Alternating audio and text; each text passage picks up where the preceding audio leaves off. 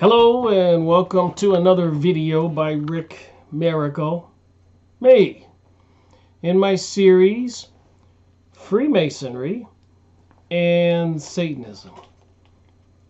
And lordy, I'll say it again, I've said it before, how weird is it that I named it, the series, Freemasonry and Satanism.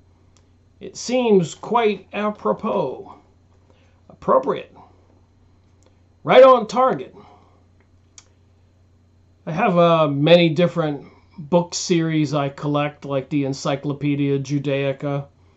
I've got all the books for the 1973 edition printed in English, printed in Israel. I'm collecting now the 2006 edition of the Encyclopedia Judaica. 2006. Just wanted to see if they changed any of the material inside the Encyclopedia Judaica. And I have a lot of books by David Icke and Jim Mars and Helena Blavatsky, Theophist Society, books on the Kabbalah, books on the Rosicrucians, books on the Freemasons. So there is one interesting series of books I continue to try to collect. That would be on the, you can see on the bottom there, the Phoenix Journal by Georges Series Hanton. This particular book was the Mossad connection. Hot foot for the Phoenix. There's the symbol with the pyramid and the bird rising in the flames. So I've got 8 two-hour videos, I believe. And if you go online, you can find all 120 of these books in PDF format that you can download for free. A couple different websites where you can get them. One shows you book covers like I just showed you. The other one shows you titles of the books, like this.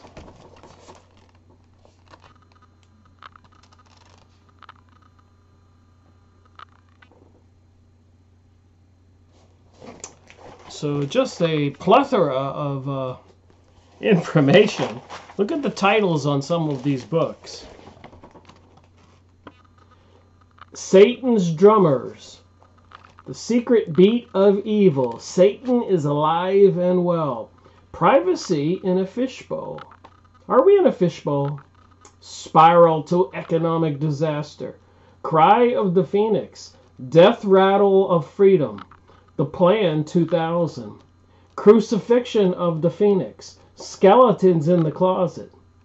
Rape, Ravage, Plunder, and Pillage of the Phoenix. Rape of the Constitution. Death of Freedom. You can slay the dragon. The Phoenix rises. The Naked Phoenix. How, who, why, where, what, and when the bird was plucked. Blood and ashes. Firestorm in Babylon. The time is come. The Mossad connection. Hot foot of the Phoenix. So like I said, I got 8 videos already published. Series 119. So the ones I didn't buy the book, I print out the pages when I make a book review and put a number 119 for that series for the Phoenix Journal. So this would have been book number 20. So I said, like, there's 120 of these books. You can also go on to used book sites like cheapbooks.com or abebooks.com or Alibis, or there's numerous good used book sites. And abebooks.com, Abe Books, like Abraham Lincoln. Usually when you buy a book, let's say it's $5 or $10 or $7, free shipping. I have nothing to do with abebooks.com. And I have continued to try to actually get hard copies of those books. And they are difficult and sometimes a little expensive. But this is the Phoenix Journal Sapau Odyssey, whatever that means. I haven't read it yet. I just showed you with one of the titles, Rape, Ravage, Pillage, and Plunder of the Phoenix, Volume 1. So I continue to try to collect these. And End of the Masquerade, Let's Pluck the Cuckoo Bird. Phoenix Journal. And so in my pursuit to make videos to try to figure out WTH, every now and then I pick up one of these books and read a chapter or two and make a video. Obviously, it could be a task just on these 120 books that could take me the rest of my life. 120 books full of material. Let's see what the date of one of these is. Privacy in a Fishbowl, Spiral to Economic Disaster. So, like I said, a lot of crazy information. This was 1989, so plus or minus 1988, 87, 89, 90, 91, 92. Some organization was producing the Phoenix Journals. And apparently there was some internal battling going on for the rights of these books. But if you go on the websites where you can get the free PDFs or even look in the books, they tell you there is no copyright. You can discuss this information freely as long as you don't change it. So I've got quite a few of these. New ones. Anyways, I've been reading this one. Oops.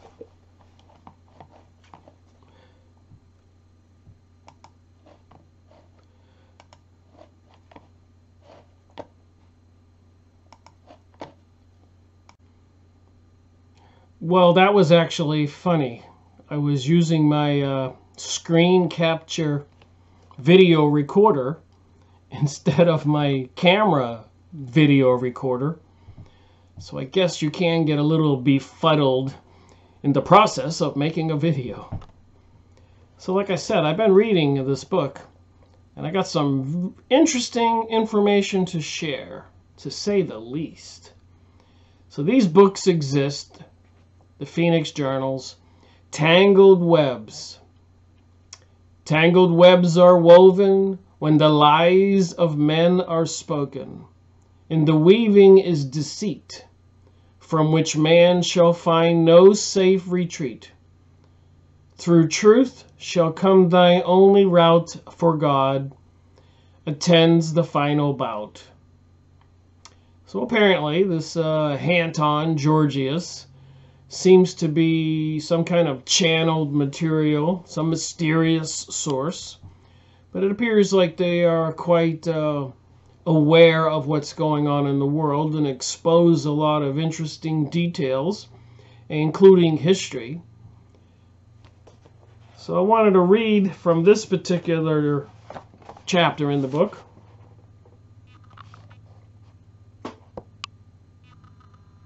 Because we've been talking about this. So this is Anton Recording, Chapter 6, January 24th, 1992. Friday, January 24th, 1992. Players in the Temple Mount Conspiracy. So if I've showed those coins with Donald Trump's picture on them, along with King Cyrus, the last political world leader back then, who helped the Jews rebuild King Solomon's temple.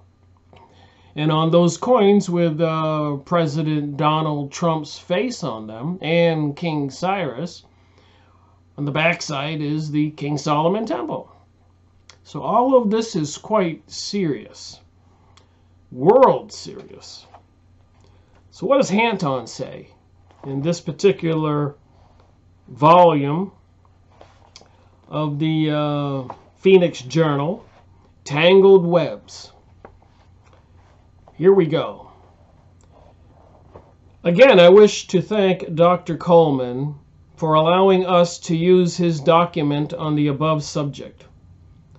I need confirmation for my scribe that she is not alone in the outlaying of intelligent information. I make careful efforts to prevent her being targeted by making unwise revelations. We're going to move forward from the prior writings of the past few days onto material written in 1990 and consider the shooting deaths of Palestinians at the Haram al-Sharif on October 8th. So apparently in 1990 in Palestine, at the Dome of the Rock, one of the holy sites of the Islamic Arab people, called Haram al-Sharif, there was a mass shooting of the Palestinian people. Again, we will quote, and my interjections will mostly be in brackets. I say mostly because sometimes I simply forget to distinguish self from the writings. The author is most generous with my liberties. So you have an author putting this stuff together, this book, and apparently you have this channeled entity dictating to the author. In fact, if allowed to simply update, it will save us a lot of time, especially you in your reading and editors in their correcting punctuation, etc. Thank you. So I guess it would be interesting to be communicating with some kind of deity from the other world, some psychic communication, telepathy. What is it when they channel some entity with the psychics and mediums and channelers? There's a lot of that going on. And historically, of course, they called them prophets and seers. And if they were doing bad, they called them witches and sorcerers and demons and fallen angels. Just a thought. Okay, with the shooting deaths of 22 Palestinians at the Haram al-Sharif Noble Sanctuary on the grounds of the Dome of the Rock, Mosque al-Aqsa, on October 8, 1990, by a large force of Israeli border guards, police, and soldiers, Temple Mount, the Israeli name for the Haram al-Sharif, became the focus of world attention. The Temple Mount massacre placed the government of Prime Minister Yitzhak Shamir, probably saying his name wrong, but it's the leader of Israel, the prime minister back then, under severe pressures, and for the first time in decades, the United States troops joined in the demand. The United States joins in the demands for a free and full investigation into the events of the October day. So I don't know why I said troops. The mind sees the pages, and while you're reading, sometimes you misspeak. So apparently, because of the 22 Palestinians shot at the holy site called Haram al-Sharif by the Islamic Arabs, and called the Temple Mount by the Israeli Jewish people, all those deaths called for some kind of full and free investigation in 1990. And think what's happened since then, like 2001, and then the invasion and toppling of all those governments in the Middle East, Afghanistan, Egypt, Iraq, Syria under attack even now, Yemen, Tunisia, Libya, the Ukraine, and so many more. This is a big, big chess game. And apparently the evil forces are winning. But back to the book. Throw my 2 cents in there. Why the sudden seemingly about turn of U.S. policy towards Israel? It was not a genuine change of policy, but merely a subterfuge to force Mr. Shamir from office and get him replaced with the King of Israel. So apparently this Antichrist is likely to be somebody that's called the King of Israel, fulfilling biblical prophecy, FYI. Former Defense Minister Ariel Sharon, now who is the housing minister. So they want to put Ariel Sharon as the new leader of Israel. And he's the one in a heated argument in their government when his other government officials said, we can't keep doing what we're doing to the Palestinian people. The United States will step in, stop the finance, pull the troops out, whatever. He screamed, exclaimed, don't worry about America. We control America, and the Americans know it. And I ask people to not believe me when I just said that. Go look it up and get the exact details. We need to know, people need to wake up. Who controls America? Ariel Sharon, I guess they wanted to be some kind of king of Israel, told their Congress, their people, who controls America. But what's it going to take to get we Americans to wake up and realize what they are saying? The United States administration is persuaded that when the time comes to attack Jordan and force the Palestinians out of the West Bank and Gaza, Mr. Shamir would not be strong enough to carry out the task, hence the ongoing efforts to undermine his government. Although responsibility for the deaths of almost 700 Palestinians since the Intifada, the resistance, began rests with the Israeli government, there are other players in this drama who need to be exposed for their role in fomenting discord which threatens the lives of Palestinians and Israelis alike and promises to plunge the world into a most dangerous war. So think about it when they invaded Iraq and people like some guy with a wife and a child wanted to get some food and milk or water for his children. They called and he would complain or try to go to see their officials or fight to feed his family.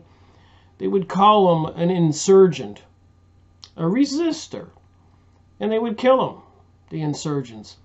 So it just occurs to me that whenever they do what they're going to do, it seems, in the United States, and there's a lot of videos on YouTube and stuff in the newspapers and websites and a lot of intelligent people saying that these things are happening all over the world, including recently in New Zealand, where they had that one shooter, I guess, shoot a lot of people in a mosque, an Arab Islamic church. And within days, the New Zealand government issued a proclamation that all of the high-powered or automatic weapons were to be banned and collected, and it would be illegal to have them in New Zealand. And there's some crazy talk about stuff like that in Australia. And of course, a lot of countries all over Europe, those laws are already in place. My point is, and Christopher Green on one of his recent videos had this little story he was telling, pretending that he was making a video. You can go watch Christopher Green. And he says in his pretended movie, that script he would write, that they'll probably do the same thing in New Zealand here in the United States, but on a much grander scale. They'll probably have some kind of shootings all across the country in many schools or churches or malls or whatever they do, all over the country, all at once. And then, of course, within days, the government will say that all automatic weapons, etc., will be banned and are to be collected, and the people are to have no weapons at all. And the people who resist will be insurgents, and they will be the enemies, and they will be targeted. And that's a lot to say. And it's not me saying it. I was listening to Christopher Green. I'm listening to people talking about New Zealand, Australia, all over Europe, David Icke, Dane Wigington, Deborah Travers, Richie from Boston. You've seen the videos, and so many others. I watch these videos every day, all week, every month, every year. Just saying what's in this book here, and it just said in its last sentence, threatens the lives of the Palestinians and Israelis alike and promises to plunge the world into a most dangerous war. Again, fulfilling biblical prophecy. So back to the book. Thus far, these players have gotten away with their crimes, which have brought the world to the brink of catastrophe in Kuwait and Iraq, a catastrophe which President Bush appears to be determined to make happen. We shall share the identity of those who are the string pullers of the front men.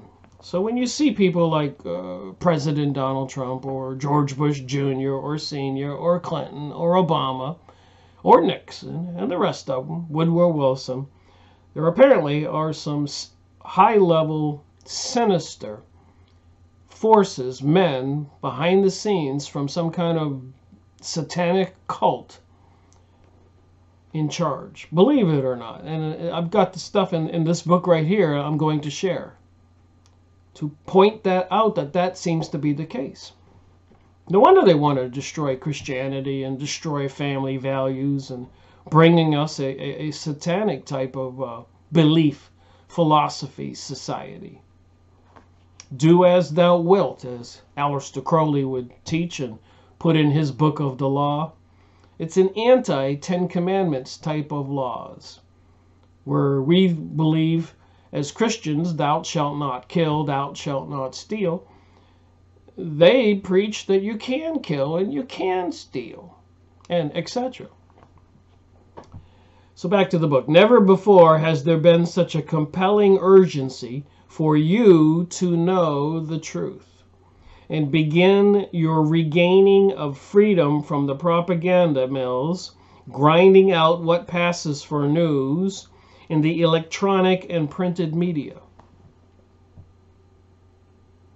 Ah, he says, but you continue to deny that such things can exist. How so, Sheilas? Let me just give you a tiny portion of the beginning of a prominent first-page article of the Wall Street Journal. Established mass-pressed on Monday, January 20th, 1991. The Money Trail. So in the Wall Street Journal was a press release, newspaper article, I guess front page or something. United States firms are linked to an Israeli general at the heart of a scandal. So United States firms, the corporations, are linked to Israel, to an Israeli general at the heart of the scandal. Apparently they were skimming millions and millions of dollars off of the aid to Israel from the U.S. and weapons contracts and other things, corporate contracts. There were individuals skimming money off the top. And we've heard that quite a bit in my lifetime. Funds for defense contracts were diverted, but why? Investigations broadened bundles of cash found in a Mercedes. So accidentally something happened and the police had to shoot somebody, and inside the Mercedes were bundles of cash. Tel Aviv, I guess that's the second most important city in Israel behind now Jerusalem. A young star in Israel's Air Force, Rami Dotan, came up fast and went down the same way. Last spring, the Brigadier General was stripped of his rank and packed off to prison for getting caught skimming millions of dollars in U.S. military aid. His confession to theft and fraud was the biggest scandal in the history of Israel's elite military. Also most unusual, the facts are that the unraveling came from the United States corporations working with him, who got nailed for participating. And I do say that these huge corporations, this is me speaking, that are getting these major contracts from the government, whether they're aerospace or industrial weapons or RAND Corporation, counseling the government, doing research, and black operations and guerrilla warfare and advanced technologies, computer systems monitoring us, aircraft companies. They're making billions and billions and trillions off the government contracts, taxpayers' money. And apparently they're using all that money against we the people.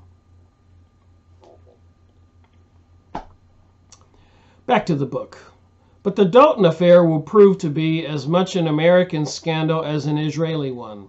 An investigation by the Wall Street Journal has traced more than 11 million diverted from General Electric Company. Yeah, I remember some other interesting news Deborah Tavares and other people have been sharing. You know, the Rothschilds, the Illuminati, the Rockefellers, all these elites, they control the power grid, the power companies, the nuclear power plants, the gas, electric, and coal power plants, and so much more. The water facilities, sewer facilities, communication facilities. Everybody already knows they control the media, Hollywood, the programming, the TV. They also control the education system, the economy, and everything else. So when stuff crashes and causes a lot of pain and suffering, they do it. And they know what they're doing. They have plans and intentions. They don't want society to be peaceful and successful and citizens like you or I have some personal wealth and gain some intelligence and some control in our world to become part of the leaders. They don't want that. So General Electric Corp, 11 million diverted from General Electric contracts and then passed through an obscure New Jersey front company to bank accounts across Europe. Aircraft Engine Division of United Technologies Corp. and General Motors Corp.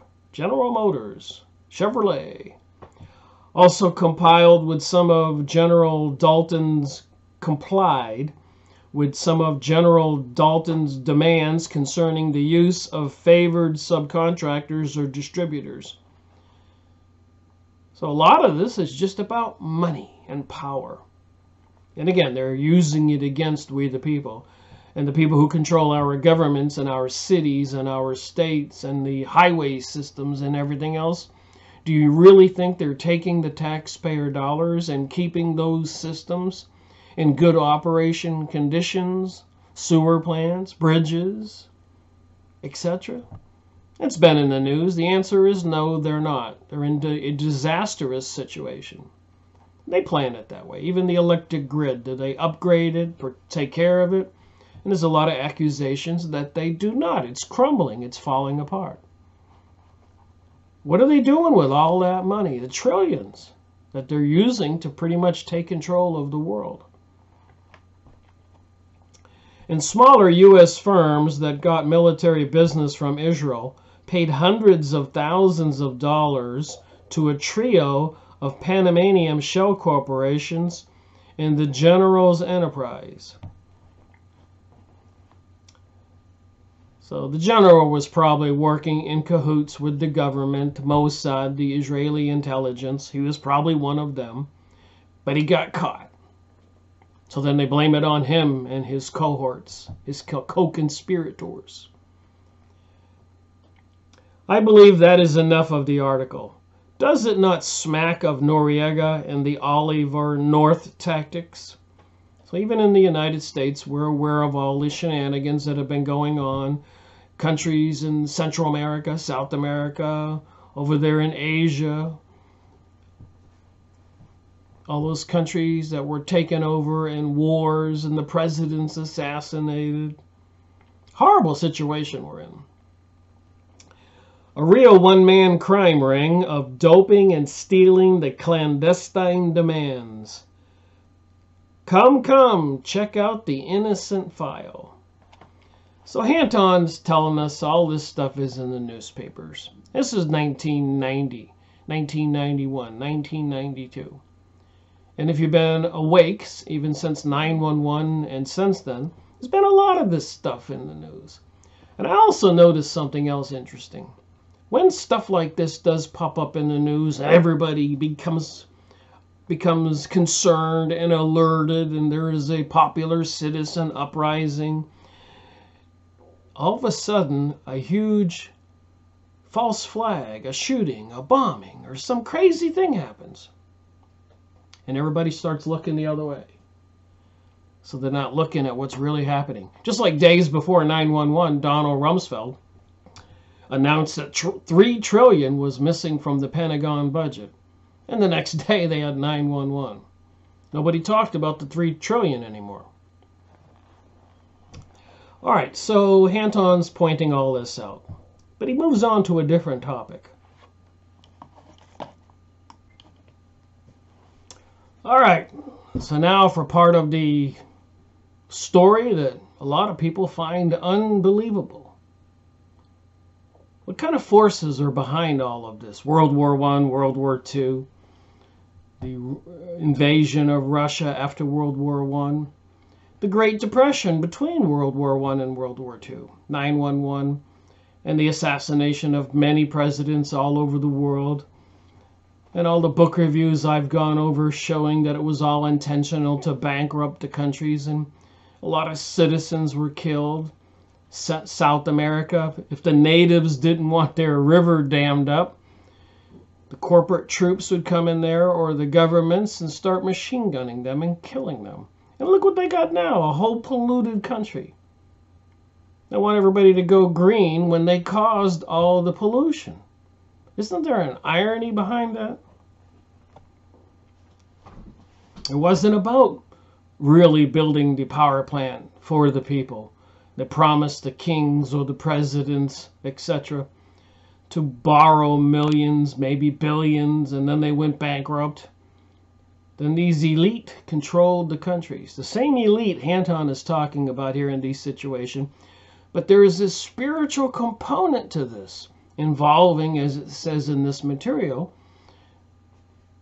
the Temple Mount. Also, right now, one of the Islamic people's holy sites, the Dome of the Rock. So this whole story of crime and destruction and theft and warfare has a spiritual component. And according to Revelation in the Bible, it says in there 2.9 and 3.9, Jews who call themselves Jews but are not, but are of the synagogue of Satan.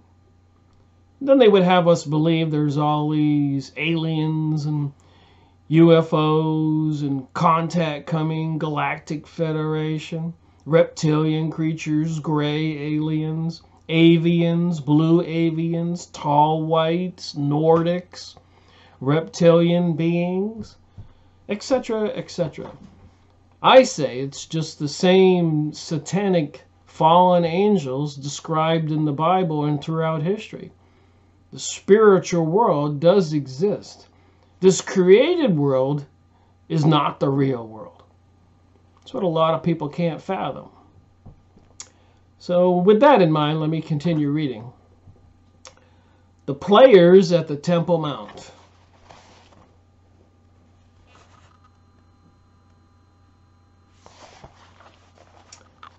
Thus far, those players got away with their crimes, which brought the world to the brink of catastrophe in Kuwait and Iraq. A catastrophe which President Bush appeared to be determined to make happen, and surely enough he did. So who are these main players in the Temple Mount conspiracy? Well, like the broken record repeating and repeating, they are the British Freemasonry. So don't believe me when I say these things. I've read a lot of books, closing in on 700 videos on YouTube, probably closing in on 1,000 hours. Do the math. If you watched one hour of my videos every day, it take almost 3 years to watch all the material I published. My point is, I'm seeing the common denominator again and again and again and again. And it's these Freemasons, Illuminati, Zionist Jewish folks, bank stores, all these wars, all this pain and suffering, economic disaster. It's all connected. And they're planning World War III. And we can't avoid it if we wake up.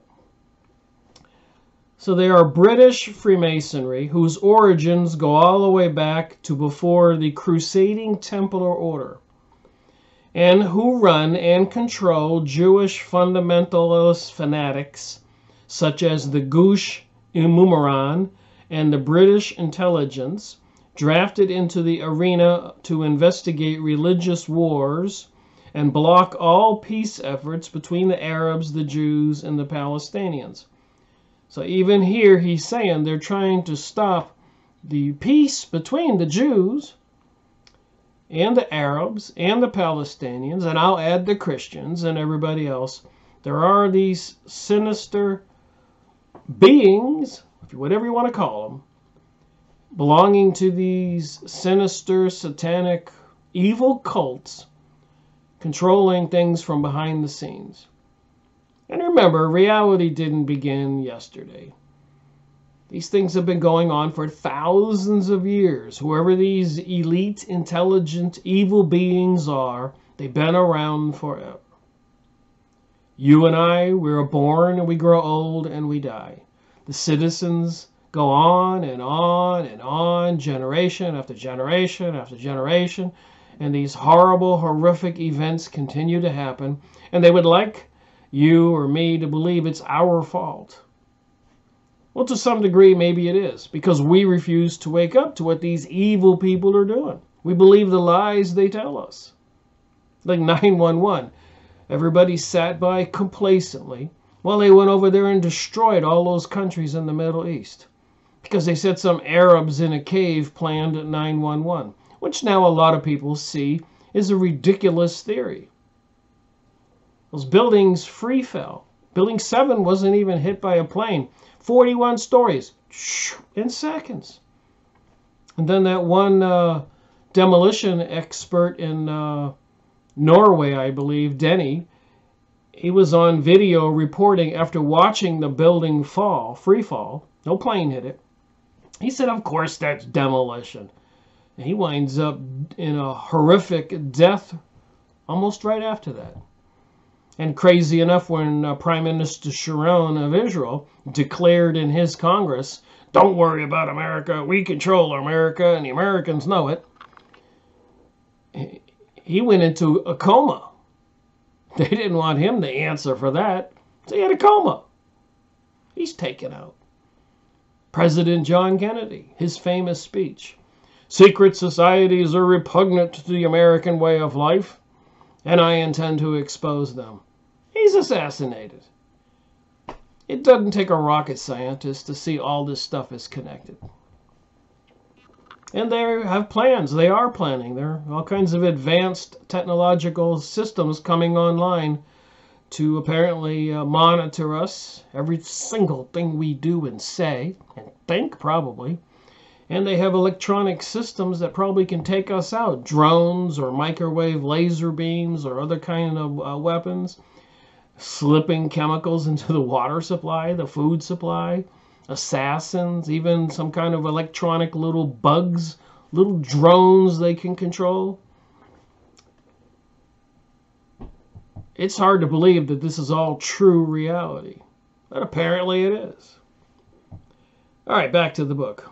So there's these elite cults that are behind the scenes blocking any peace efforts between the Arabs, the Jews, and the Palestinians.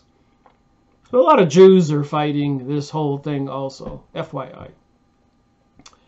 The non-Zionist Jews will be as much a victim, however, of the plotters as the Muslims and the Christians.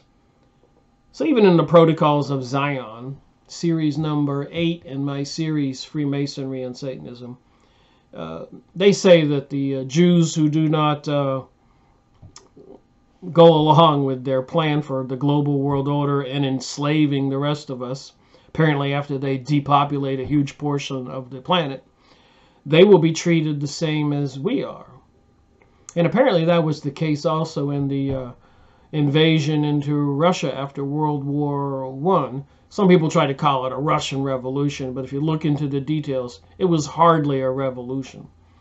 But even if a Jewish judge sitting there up on his bench had any mercy towards the many millions and millions and millions and millions of Russian citizens that were murdered from between 10 and 15 years, if any of those Jewish judges showed any mercy whatsoever, they were drug off the bench and taken out and killed too.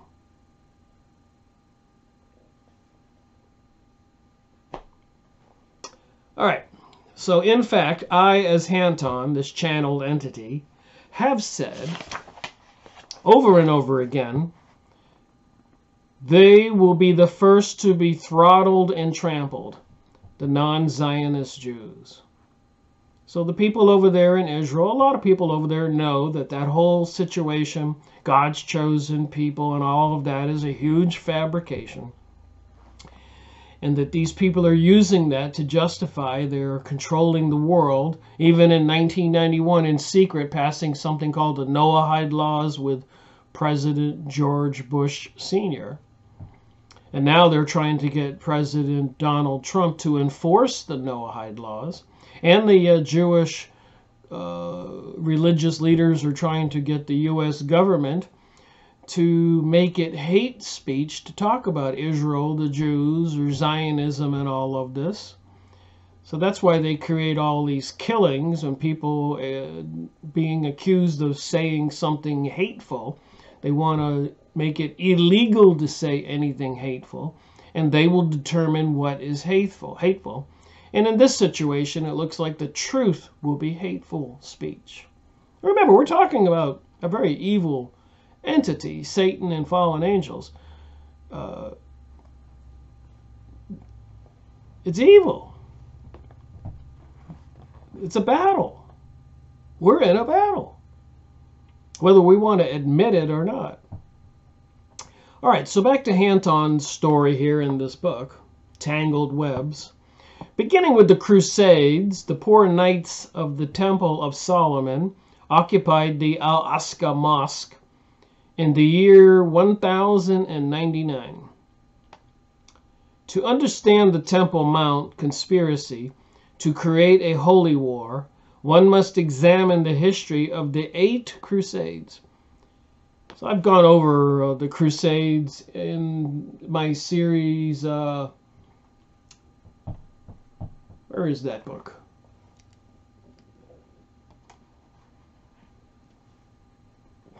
Got 200 books on the shelf. It's hard to pick out the exact one. Robinson's book about the Dungeon, Fire, and Sword, Series 24. John Robinson. Talks about the Crusades from 1000 to 1300 AD after Christ. 300 years, 8 Crusades. The Arabs suffered a lot. And it was apparently, according to this material, all about wealth. Just like it is now with all this stuff since 9/11 and before. And all those countries with all that wealth and oil. It's about the same thing. It's about wealth and power. These satanic evil forces that control things from behind the scenes. They don't want us to wake up. We haven't time to do more than take a brief look at the background information.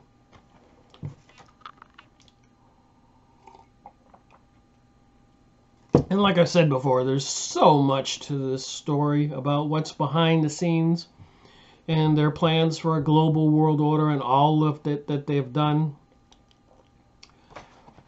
that all I can do is make one video at a time.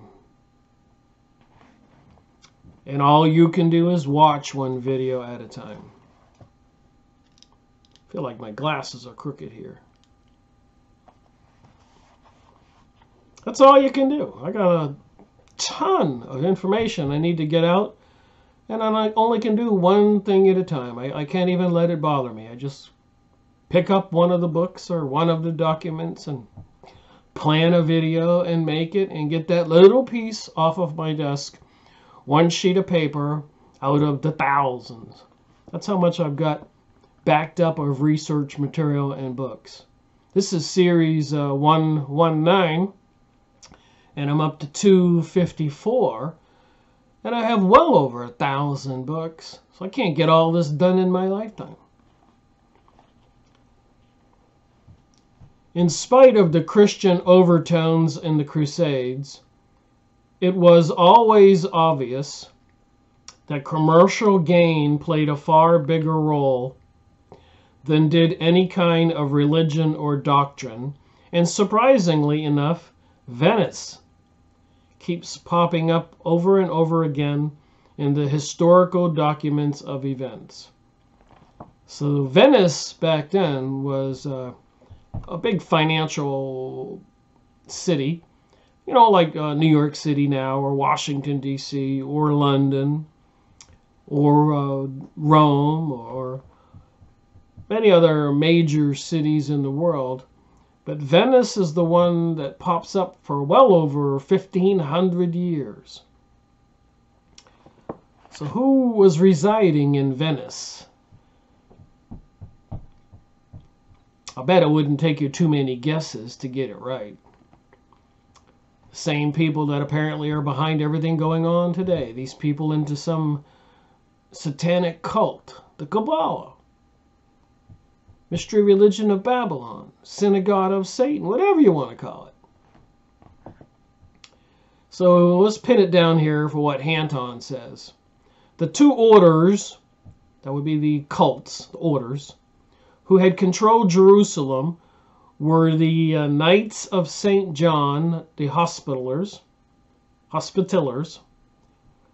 whose uniform was, and still is, a black mantle bearing a white cross. The Order of St. John was always an arm of British intelligence, and remains so to this day. So even the Queen and her children and everybody, they wear this little red or black cross on their clothes when you see the pictures. The order Masonic and the Knights of St. John was founded in Jerusalem in 1070 by a group of Almafatan merchants. So the Knights of St. John were formed by these Venetian merchants. Who were the merchants? Who were the money changers in the Bible? Dr. Coleman herein speculates that the ACLU would have filed a racial discrimination suit against the order had it existed at the time. The Knights of the Temple, these are the forerunners of the Illuminati and Freemasons and Rosicrucians and all these other secret societies, Bohemian Grove, Bilderberger groups, Trilateral Commission, Council of Foreign Relations, Heritage Foundations, and all these other foundations they've taken over or control or created. Rhodes Scholars and Club of Rome and so many more are all over the world. And they're mentioned in this book here and many other books. The Knights of the Temple, the poor Knights of the Temple of the Solomon Knights Temple. So it's easy to tie the Freemasons in with King Solomon's Temple. And apparently even President Donald Trump was knighted and was studying the Kabbalah. You can go look it up and verify it yourself. I believe his ex-wife wrote a book on the Kabbalah. And the Kabbalists throughout history were accused of sorcery. So it involved these Rosicrucians and other cult societies. A lot of it's the promoting the New Age philosophy, saying that Christianity is no longer needed and outdated. We the people need to wake up. We're in a spiritual battle, and they're making it very real on planet Earth, and a lot of people are going to die, and apparently, if they succeed, You look at the Georgia USA Guidestones, it's calling for a world population of 500 million. And there's 6 billion on the planet, so do the math. And apparently we're entering a new age. The age of Aquarius. And these people operate on those ages. They want to rebuild the world the way they want it. And right now, there's too many of we free-thinking people out there. They can't get away with what they were getting away with, so they have to do something huge. And it looks like they're preparing for it. So the Knights of the Temple were more militantly Masonic. They're more militarized than the Knights of St. John of Jerusalem. The Templars' uniform was a white mantle with a red cross. It was founded in 1120 by the Hugh de Payens. Its job was supposed to be to guard and protect pilgrims on their way to Jerusalem. But everywhere was found dedication to Masonry.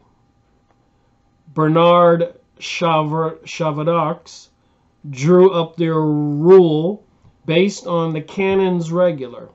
They took vows of chastity, poverty, and obedience. Only men of noble blood could join the order. Organization was by commanderies under a grand master. Sounds like a cult to me.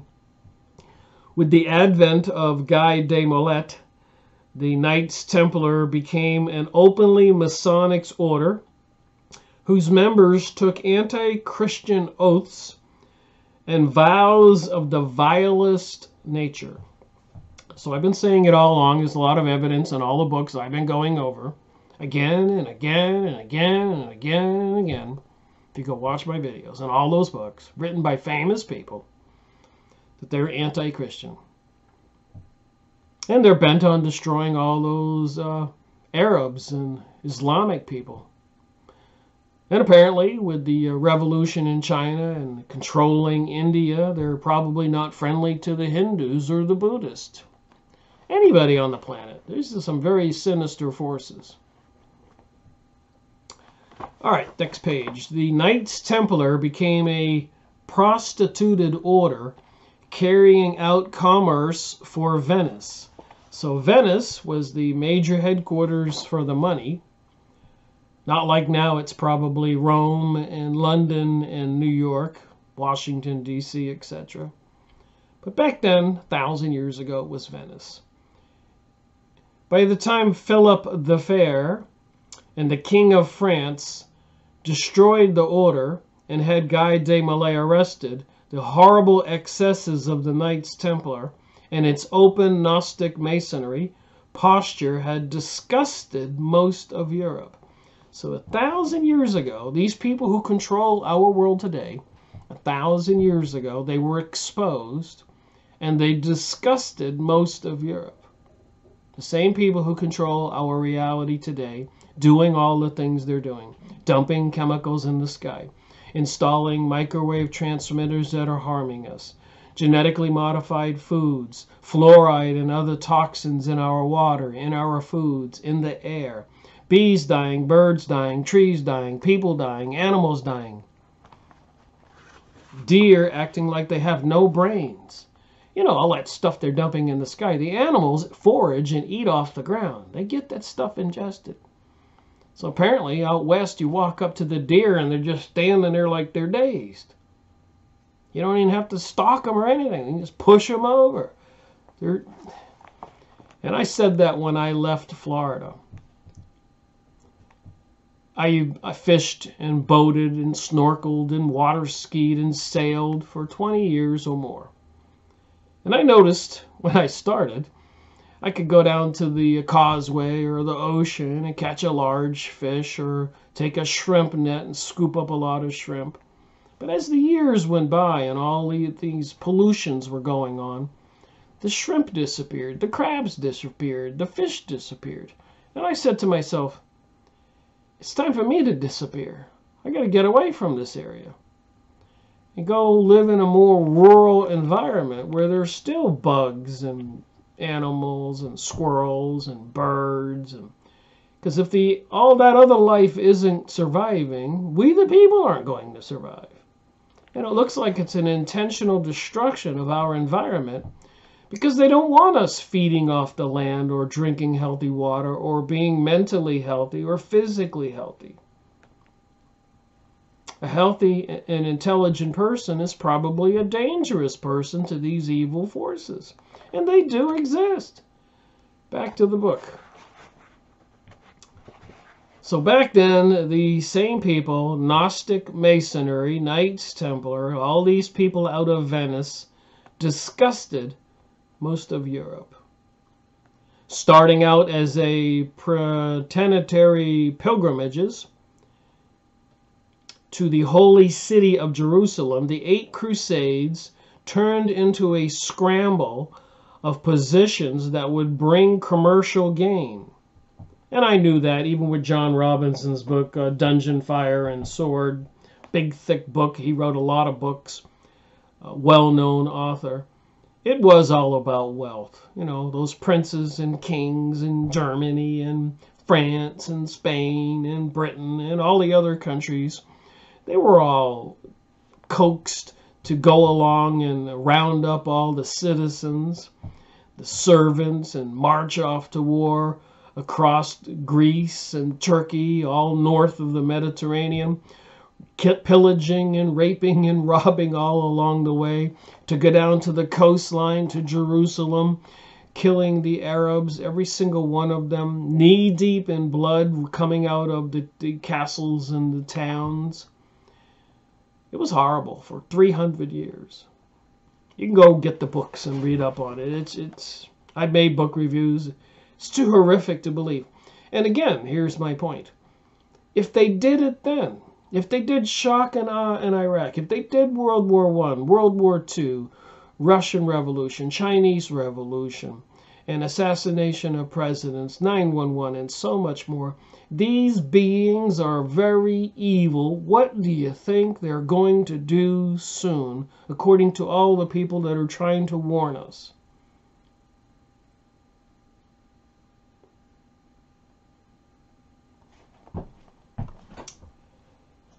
And I don't believe in violence. I believe in talking to God and talking to other people and waking up and just saying no to this evil they're trying to force on us. There's 6 billion of us, and I said in the last video, only 347 of them. But apparently, we won't stand up to the 347. Of course, the 347, I just made that number up. They control the militaries, and those officers are going along. They control the intelligence services, the FBI, CIA, Mossad, MI6, and all of them. Those people are just going along. Everybody's too afraid to stand up and speak up. So many people with their pension plans, and their jobs, and their income. But all of that is going to be for naught if this big event happens, which a lot of people are saying is going to happen. Even the U.S. government recently said that Americans need to be prepared and stocked up with supplies because the grid, the electric grid, is likely to go down for 6 months or more.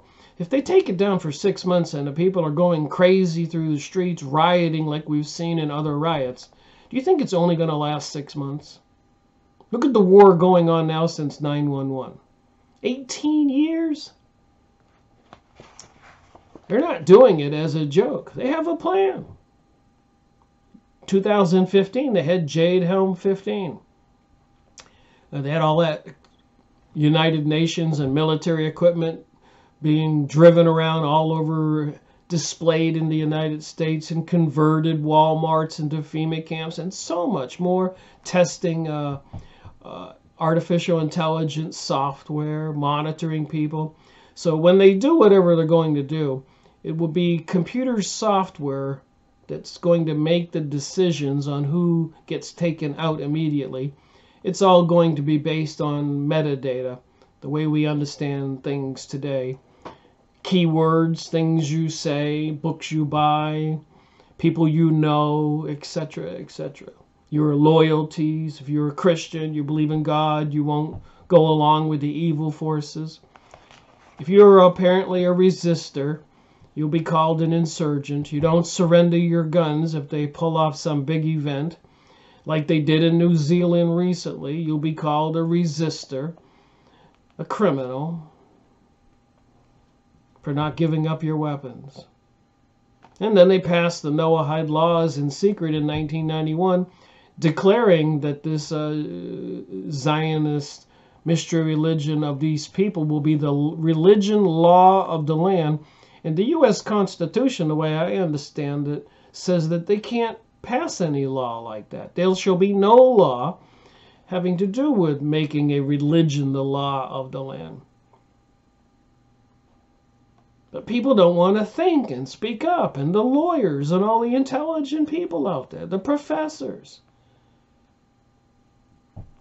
a lot of them into the satanic rituals or being blackmailed, like Mr. Kraft, the sports owner who got caught in the prostitution ring in Vero Beach, Florida, with a lot of other people. And so much of that stuff. They've got so much dirt on all of these people. It's a crazy world. So back to this book. Now, please don't go crazy. So they're saying the Crusades back then were operated out of Venice. And apparently Venice, all those elites who controlled the merchants and money of the world, even controlled the kings and the Vatican, the popes. And it's in this material. And they know how to use temptation, promising everybody huge amounts of wealth if we march off and regain the temple, Jerusalem, for the Christians. And the stupid people went along in the name of God, in the name of Jesus, marching across Turkey and Greece and all those other countries, raping and pillaging along the way for supplies, and then viciously killing all of the Arabs coming down the coastline of Israel today, formerly called Palestine, till Google took it off their map, I've heard in some videos. They said, go look at the map. Google doesn't have the name Palestine there anymore. Why doesn't that surprise me, who these people are? All right, moving on with Hanton's information in the Phoenix Journal. Sharing my little reading here with a story about some other related topics. In fact, by 1087 AD, they had captured African coastal cities and gained command of the Western Mediterranean. The Venetians were even able to persuade Pope Gregory VII to launch a holy war against Constantinople. This was a classic example of all wars being economic in origin. The Venetians were bent on crushing their rivals in trade with the Orient. So I suppose we can say now these huge corporations, with all those billions they get in government contracts, they need that money to survive. So who do you think their loyalties will be to? The government that gives them your tax dollars, or to we the people? And even Tex Mars sent me a newsletter I've shared in the past that he did a study on all these huge corporations, international corporations, had Jewish CEOs. None of them had Christian CEOs. So why do you suppose that was? And I didn't believe him. I went and looked it up, and he was right. So these people into these cults, or this Kabbalah, not all Jewish people, are the people running these huge corporations that are for profit. And I'm not an anti-capitalist. I think that everybody should be able to go to work and have a business and save some money and buy a farm or buy a house. And if you have extra money, go buy a boat or a nice car, or go on a trip to a foreign country. You know, live life, enjoy. These people don't want that for the rest of us. And they've caused a lot of pain and suffering and theft and murder for the past 5,000 years. Apparently they exist. And they're not coming down here in spaceships with reptilian creatures. I believe they're interdimensional spiritual entities, like the Bible says, fallen angels or demons. Just like we're spiritual beings, and when we die, our spirit's going somewhere. The spirit world seems to be the real world. This is the created world. So are we here for a test? Are we here for an education? There's a lot of beauty in this world. I've enjoyed a lot of it. I make these videos and share what I know because I want the people that come after me to enjoy the world that I've enjoyed. With all the pluses and minuses, the good times and the bad times. All right, back to the book. In the Second Crusade, commercial gain and greed played a leading role. The Norman, I guess from the Normandy guy, Roger of Sicily, made a fortune by seizing the Greek islands. In the Third Crusade, King Richard I of England seized Cyprus, which he sold for a small fortune to Guy de Leon. This is seen throughout the Crusades, starting perhaps with Peter the Hermit and his tales of Muslim atrocities. Reminds one of the George Bush and James Baker III and their tall tales of Iraq atrocities in Kuwait. So even back then, 1,000 years ago, they were trying to say that the Arabs were demons and killing their own and doing all these horrible things. So apparently these Venetians who belonged to these cults who were in charge of commerce and money, controlling kings and even popes, would use propaganda and deception even back then, like they do now. Like 911. Some Arabs planned this whole operation with box cutters in caves. And apparently we humans aren't really that intelligent, because apparently nobody really wanted to speak up and just allowed the government to go over there and slaughter all those people and destroy all those countries and bomb all those buildings. It boggles the mind. A handful of people, including me, did speak up and had a fight with a lot of my Democratic friends and my Republican friends and everybody else. Nobody wanted to stand and have a position. They bought the deception hook, line, and sinker, as they say.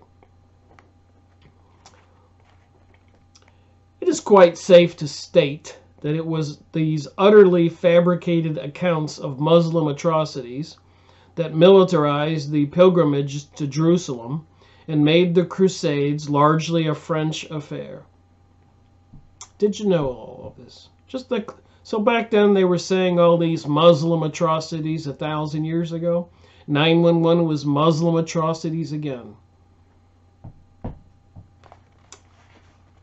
Lorrainers under Godfrey de Bouillon, the provincials under Count Raymond Toulouse, 1096 and 1099 and so on. Men were recruited to join these armies by promise of great profits to be made.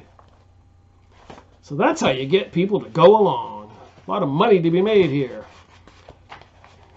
So who really are the evil ones? The Muslims, who they lied about and said were doing these horrible things, who had been there for thousands of years, or the people who got the armies together from Europe and went across the northern lands of the Mediterranean, slaughtering people along the way, and then going down the coast and killing all the Arabs 8 times over 300 years. Do you think these people over there in the Middle East have history books? Don't you think they know history? They don't want this kind of history taught in American schools or probably the European schools. A lot of places in Europe, they had book burnings. When will they have book burnings again? When will they have a big purge and they want the truth to be hidden again? That means a lot of people have to die who know the truth. Okay, the last page on chapter 6 here. Actually, the Muslims were not an organized force at the time. The Seljuks only garrisoned Syria and were religiously divided between the Sunni and the Shiites. And that's a sad situation there with the Islamic Arabs. Some of them want to say that the descendant of Muhammad will be the leader, a blood descendant. And the other group says, no, no, no, we want to elect our leaders. And the Catholic Church has had the same problem with the Vatican wanting to rule the entire Christian religion. We're over there in the Byzantine area. They wanted to have their own religious leader instead of being dictated by the Vatican. So the Sunnis and Shiites, the two different groups, one wants the leader to be a descendant of Muhammad, grandson, grandson, grandson, grandson. And the other ones say, between all of our religious leaders, we get to choose the one leader that runs everything. Sunnis and Shiites. Bloodline rulership or elected rulership by the church leaders. And again, that's kind of the problem with the Christian religion too. Somebody wants to dictate it and the other people want to be able to choose their own. So the Fatimite capture of Jerusalem was carried out in 1098 by the Shiites.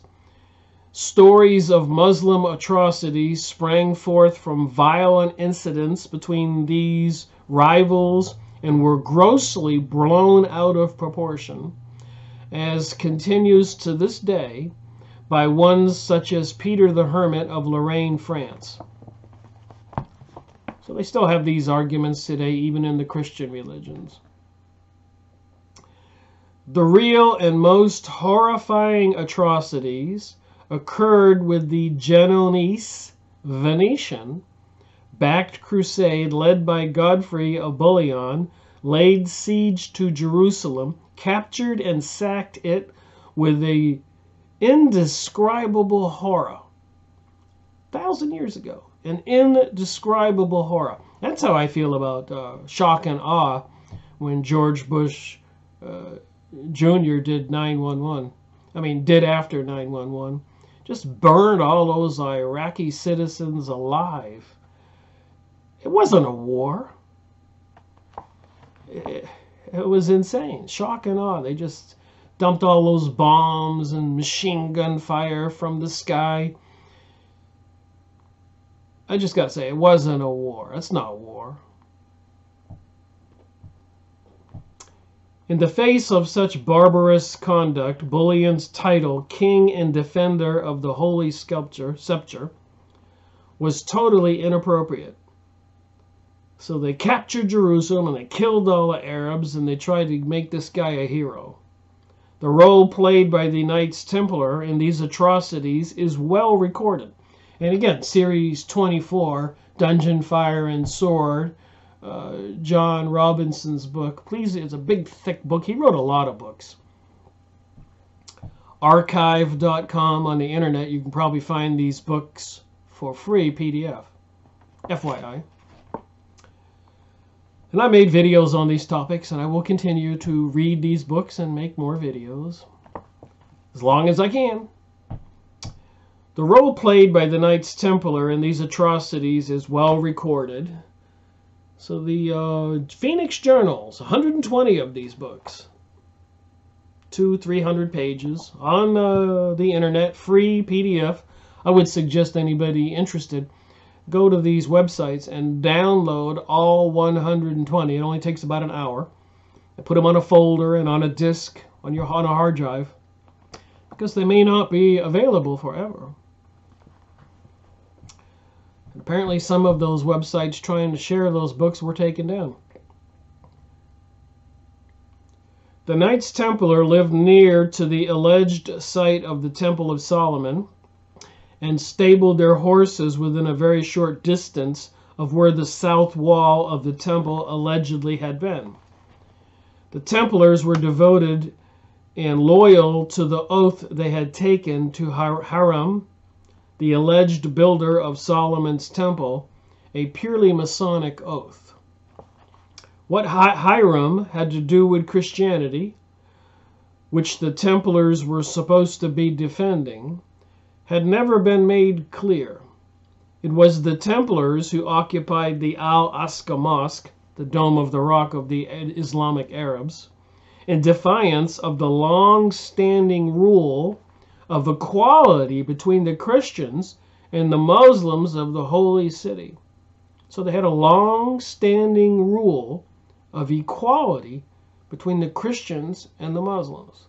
So it wasn't the Christians or the Muslims who brought us all this destruction. It was these people into this mystery religion, the satanic cult. And we're going to get to that in this material.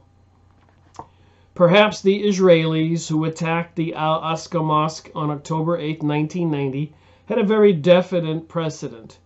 Jerusalem became a feudal kingdom. Editor's note.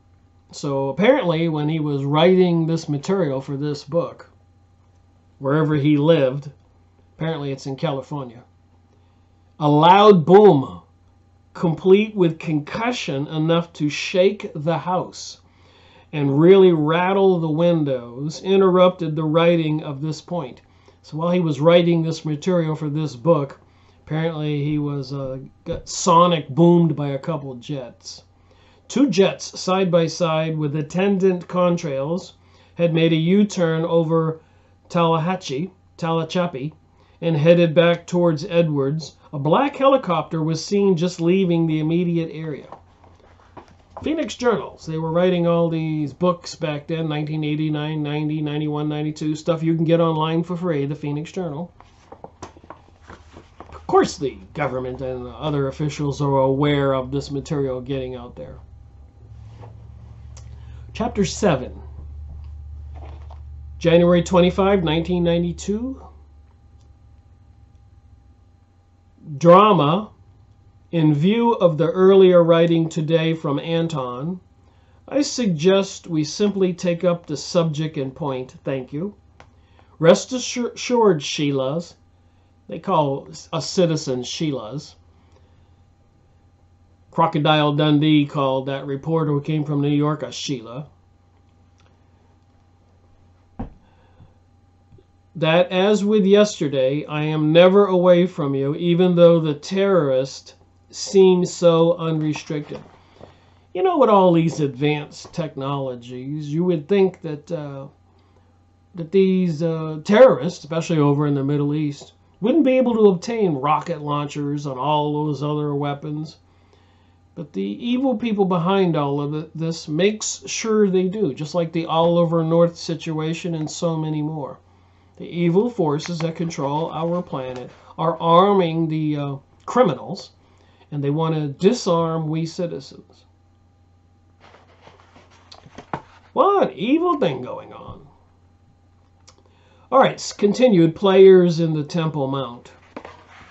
As we began where we left off, I remind you that we were speaking of Hiram, who was thought to have built the Temple of Solomon according to the Freemasonry projections.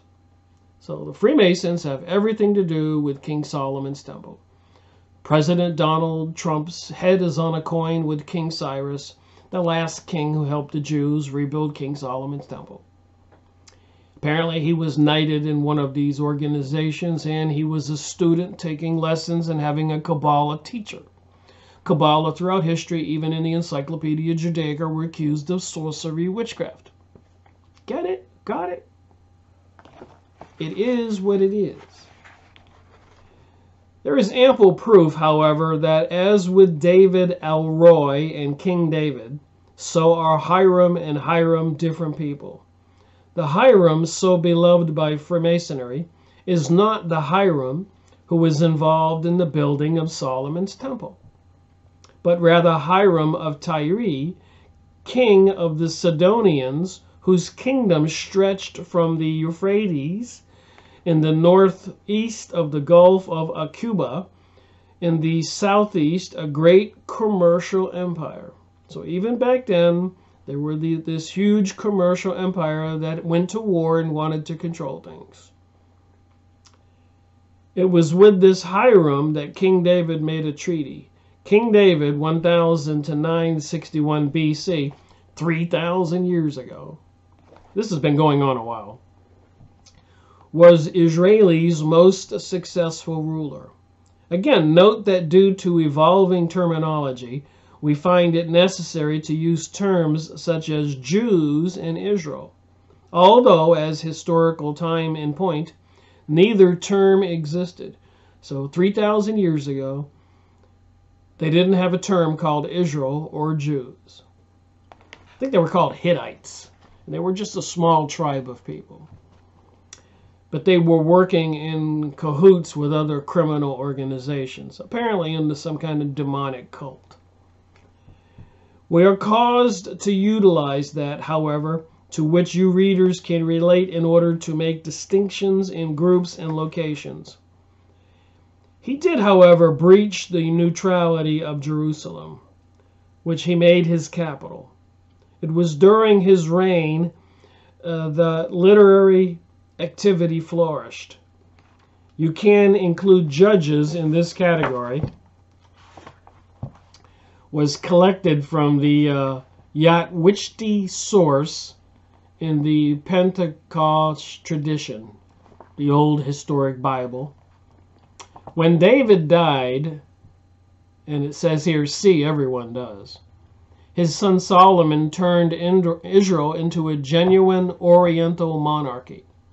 He built the dynastic temple, which was a copy of a Canaanite temple in decoration and design. Of course, there were no cult statues. The ark in the cellar replaced that. Solomon's Canaanite-style temple was destroyed in the first 3 months in the reign of Jehoiakim. Nebuchadnezzar besieged Jerusalem. And if I went over that in Jeremiah in the Bible, series, I think 253, in Jeremiah in the Bible, Holy Bible, the Old Testament, apparently the Lord told the Babylonian king Nebuchadnezzar to go down and destroy Jerusalem and enslave the people because he was angry that they were sacrificing their sons and daughters to the fires of sacrifice and demons like Moloch, etc. So apparently a couple times the Lord destroyed countries for belonging and practicing these evil religious cult activities and sacrificing people, which fell to him in January 588 BC, so almost 100 years ago. Note the use of the term Canaanite. This does not even sound like a Semite. The lies were poured upon you so long ago that you were totally blinded if your mind refuses to remember the truth. That's Hanton speaking. He's saying that we, citizens of the world, are refusing to acknowledge fundamental history and truth. It's in the Bible. I've gone over Jeremiah in the Old Testament. You just read that and you have to say to yourself, oh my. The Lord would tell Jeremiah that he was sending King Nebuchadnezzar from Babylon down to destroy Jerusalem because they were sacrificing their sons and daughters into the fires of Moloch. It's like the Bohemian Grove. They have a giant statue of the owl Moloch. Washington, D.C. Street plan is like a giant owl Moloch. On the front of the dollar bill, perched on one of the ones, is a little owl Moloch. Sandy Hook, that one reported, held up a picture of an owl Moloch. Apparently, this evil cult religion, fallen angels and demons, exist and is real. And they have plans, and they want to deceive us, and they're doing it again. They plan on World War III. They have all these advanced technologies. They brought us all this suffering and wars and destruction we're all witnessing today, with plans apparently, currently, to take out Venezuela and Iran because they don't control those valuable resources, etc. Their banking systems, the people's, just like they've done everywhere else. The Kingdom of Jerusalem, which had the most complete feudal laws ever devised, formed an alliance with Venice, Genoa, and Pisa. So back then, the kingdom of Jerusalem, the evil rulers, formed an alliance with Venice, the place where they were organizing the 8 crusades over 300 years, and so much war and destruction. Probably the same people and organizations are doing it today, which the symbols and the information is here in this book and many other books I've been going over. And the motive being to tap the Red Sea trade, this being facilitated by the country of Edessa and principality of Antosh and the country of Tripoli, all fiefdoms of Jerusalem set up by Baldwin, Bohemond, and Raymond of Toulouse. With the departure of the Franks, the city was recaptured by the Muslims in 1187, and Jerusalem ceased to be an organized state. The role of Venice as a commercial power and a spoiler appears again and again throughout the 8 Crusades, 1000 to 1300 AD. Particularly the 4th Crusade from 1201 to 1204. Look at all the wars we've seen to gain power and control over the oil. And these people own all over Africa and the world, the gold reserves, diamond reserves, and all these other metals. They've always been after control of that. And a lot of countries and leaders were destroyed and the citizens were killed so they could continue to operate from behind the scenes. A glaring example of the power of Venice, which it retains to this day, according to this author, came at the meeting of Haguenau, where feuding crusaders were supposed to come to agreement under Pope Innocent III. Now, doesn't that just smack of the honest dude, the used car salesman? So it's like the fox is in control of the hen house. Even today, the people who control the Federal Reserve, the stock market, the education system, the medical system, and the media, the newspapers, call these evil cults whatever you want to, these secret societies, but it's the fox in charge of the hen house. And they're playing games with us. And a lot of people are planned to be eliminated. I was even reading an interesting, watching a video this morning, but apparently the death rate is up 10% in Britain, population-wise, over a 5-year period. You know, if normally 4% of the people die every year, and it jumps up 5%. So apparently with all these microwave transmission systems online and toxins in the foods and the vaccines and chemicals in the sky, apparently the human death rate is destined and is increasing. So most people won't even be aware of it. They'll just think it's natural causes. People dying sooner, younger, by all kinds of cancers and tumors, which are happening. And these people control all the mechanisms to make that happen. And the Georgia USA Guidestones, those big stones in Georgia, you can go look them up and see what they say. They tell us what they're going to do. Instead of carrying out the agreements reached by all parties to the Haguenau meeting, Venice demanded 85,000 marks and that the Christian city of Zara be attacked. So much for a Christian crusade. The people in Venice wanted the Christian city of Zara attacked and sacked also. Personalities don't change a lot over the generations, do they? That's Hanton's remarks. Personalities don't change a lot over the generations, do they?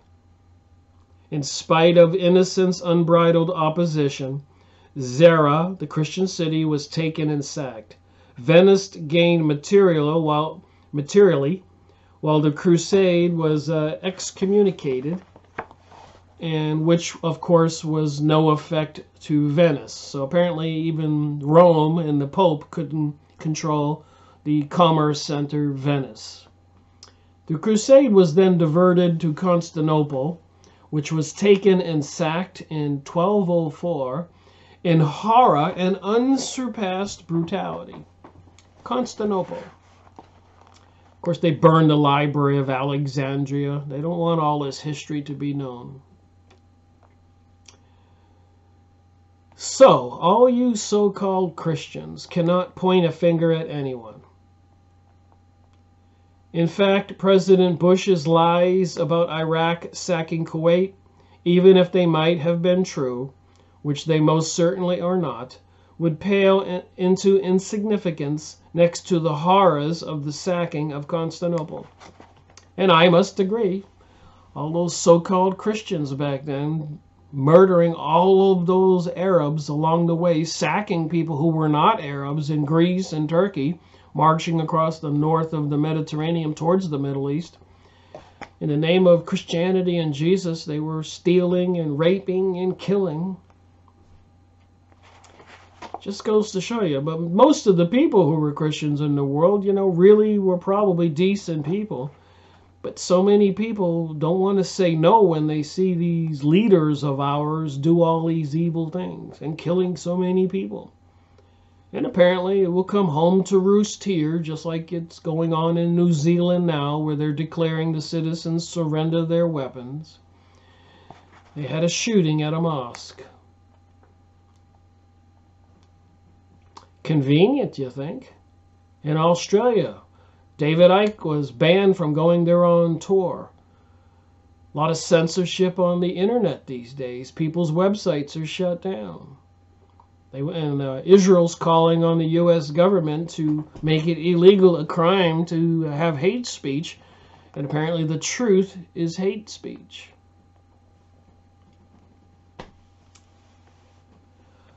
A Venetian, Morosini, replaced the Greek patriot leader. Venice got possession of more than a quarter of Constantinople, plus Adrianople, Groopol, Nexus, Andros, Eroboa, Crete, and the Ionian Islands. Pope Innocent was powerless to stop the Venetians, notwithstanding his outraged opposition. So we did have some good popes along the way. It remains one of Pope John Paul II who appears to be powerless against the Venetian black nobility, steering the Catholic Church in the wrong direction. So apparently they've taken over the Catholic Church, just like they have all the cities all over the United States into corporations, for-profit corporations. Did you know that? The city you live in is a corporation, answerable to the corporate stockholders. You and your property are the collateral. We, the people, need to wake up. And they're running the national debt in the United States to 17, 13, whatever trillion. And if you know, like a home loan, if you owe $300,000 and you pay it over 30 years, it's really $600,000. So if we owe 13, 15 trillion, we really owe 30 or 40 or 50 trillion. Something they'll never collect, but bet your word, mark my word, they will collect. They will enslave the people. They will get payment, these evil people who have done all of this. Well, I'm not going to get all of this material read, but I'll give it a go. So here you're getting part of the story. So Pope Innocent was powerless to stop the Venetians, notwithstanding his outraged opposition. It reminds one of Pope John Paul II, who appears to be powerless against the Venetian black nobility, steering the Catholic Church in the wrong direction. And here's what Hanton says in big bold letters.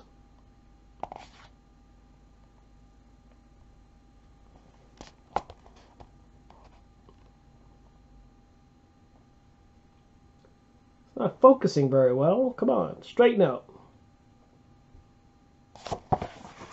All right, here we go. You who doubt all this, that is you and me. You who still have capability of reading, go look up these things, for they are there in the history annals, and for the enemy knows so few will bother that it isn't worth the effort to destroy everything. That might make you suspicious. It is easier to bring forth ignorant and degenerate people to give you lies. John Judge, or JFK Research, said it most simply on Wednesday of this week. Go look up these things in the records. The important pieces are there for your seeing. So Anton's saying in this material, wake up. Go look this stuff up. And I've been saying that to people. Don't believe me. Have pencil and paper and a notebook when I make a video. And that's why I do book reviews by these famous books and authors. Don't believe me. Go look it up. Get the books. Do some reading. But so many people won't even bother. They don't care that the Arabs are being slaughtered and deported into Europe and America in the middle of the night. And they're building a big wall between Mexico and the U.S., which they're probably really not building it. It's all false news. Back to the book. Hermann von Salza of the Teutonic Order was the first and only crusader to deal fairly with the Muslims.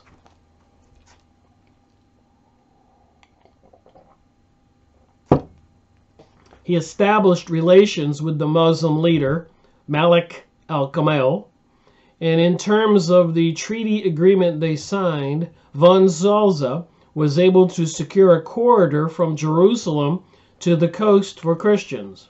Unfortunately, he was undermined by the Venetians, the black nobility, who created the Knights Templars and all these other organizations, later to be the Illuminati, Freemasons, Rosicrucians, Knights of Malta, Knights of Columbus, Bohemian Grove, and so many more secret societies. Venetians, remember these words, Venetians, black nobility, synagogue of Satan, evil cults, non-Christians, and forced to return home, after which Muslim mercenaries took over Jerusalem in 1244. So apparently one honest crusader was trying to make a fair deal with the Arabs, the Muslims, but he was called home and everything turned against them. British Army General Allenby recaptured Jerusalem in 1917 after World War I, using the celebrated Lawrence of Arabia to marshal Arab support. After World War I, these are current events. Listen up. This is important. So Lawrence of Arabia, a lot of people have heard about that or seen the movie, went over to the Palestinian people and the other Arab peoples, I'll just paraphrase here, then I'll read, and say, hey, support us in destroying Turkey, the Ottoman Empire, which controlled the Middle East. And we're going to make all of your countries independent countries. Lawrence of Arabia made a deal with all the Arabs to turn on their leader, the Sultan in Turkey, the Ottoman Empire, who would not allow the Jews to take over Palestine. So a deal was made 1917 after World War I with the Arabs by the celebrated Lawrence of Arabia to marshal Arab support to defeat the Turks, the Ottoman Empire, in exchange for which the Arabs would gain complete autonomy, especially in the land of Palestine, where there was to be no more Jewish immigration. Allenby totally betrayed the Arabs, and Lawrence was murdered. Did you know this? Lawrence of Arabia went over there, made a deal with the Arabs to help take down Turkey, the Ottoman Empire that controlled all of the Middle East. And the Arabs did, and they helped, and they took down Turkey, the Turks. But the Arabs were betrayed because, of course, we already know what happens now. Israel exists. They did get the Palestinians' land. Lawrence was murdered. Hereforth, the flow of Jews to Palestine was accelerated, 1917, according to the treasonous Balfour Declaration. Germany was winning World War I. So all these people from Venice and black nobility and secret societies and Zionist Jews made a deal with Britain that they could help Britain win the war, but they wanted the Palestinian people's lands. So after World War I, they sent Lawrence of Arabia over there to make a deal to take down Turkey. So I've been saying this all along. That's why they had World War I. And then after World War I, Britain kind of reneged and wasn't as harsh as these black nobility folks, Zionist folks, Venetian folks, bankster folks, whatever you want to call them, Synagogue of Satan folks, Kabbalah folks. So they had to have World War II. And in between World War I and World War II, they had the Great Depression all over the world. Remember, these people controlled the money. So you can see what's happening in Venezuela now and the plans for Iran when they caused a Great Depression to peoples all over the world between World War I and World War II. Oh my. So after World War I and this deceit and the murder of Lawrence, the Jews to Palestine was accelerated before 1948 when the United Nations declared them a legal country, recognized by the elites who controlled Britain and the United States and the rest of the world. And they had to destroy Germany to get all this accomplished too. World War I, not World War II and the Jews burning in gas chambers. World War I. They had to destroy Germany. And they had to destroy Germany a second time. And before World War II, a series, which is that book I wrote, Germany Must Perish, was being published in New York City before World War II, calling for every German person with any German DNA to be killed and eliminated. So these evil people, black nobility, knew who their enemies were. I remember Hitler was into the Vril Society, Thule Society, and these cults, probably another derivative of the black nobility, Knights Templar, Illuminati, Freemasons, Rosicrucians, Synagogue of Satan, Luciferianism, Gnostic, all this stuff. It's all connected, all one and the same. So hence the flow of the Jews to Palestine was accelerated according to the treasonous Balfour Declaration drafted by the Freemason Arthur Balfour and signed by Lord Rothschilds, the guy who owns a lot of power companies in the United States, and so much more, without consulting with the Arabs and without their consent. In spite of the gross betrayal they had suffered, Muslims and Christians, as well as non-Zionist Jews, shared Jerusalem without much friction until the Israeli-Arab Wars, which started in 1946. So they had to have all this friction to get rid of all the Arabs so they could have a greater Israel, brought about by these black nobility folks, these people into some synagogue of Satan, mystery religion of Babylon, demons, beings, bent on destroying and enslaving humanity, and apparently have been stealing and thieving and creating suffering and death for 5,000 years. It's amazing, you read these books since 2005 like me, and you start to have a little bit of believability by all these different authors who wrote all these books. You start to see the bigger picture. Jerusalem, up until the time of King David, was always regarded as a neutral city, but major violations of its status occurred throughout its history. The role of the poor knights of the Temple of Solomon throughout the Crusades was marked by treachery and violence. Because of their Masonic-type oaths and initiations, they were ordered disbanded by Pope Clement V, Raymond Bertrand de Got in 1312, and declared heretics. So even the Pope in 1300 declared the black nobility and the Knights Templar and all these organizations which created the Illuminati and the Freemasons and the Rosicrucians and the Bohemian Grove and the Bilderbergers and the Club of Rome and all these other organizations that control our reality, Council of Foreign Relations, Heritage Foundations, and other foundations, and all these big corporations are their arms controlling our world, the power companies, sewer companies, highway systems, weaponized systems, technologies, microwave transmitters, dumping stuff in the sky, the airlines, and everything. The evil forces control it. They will have their way, so it seems.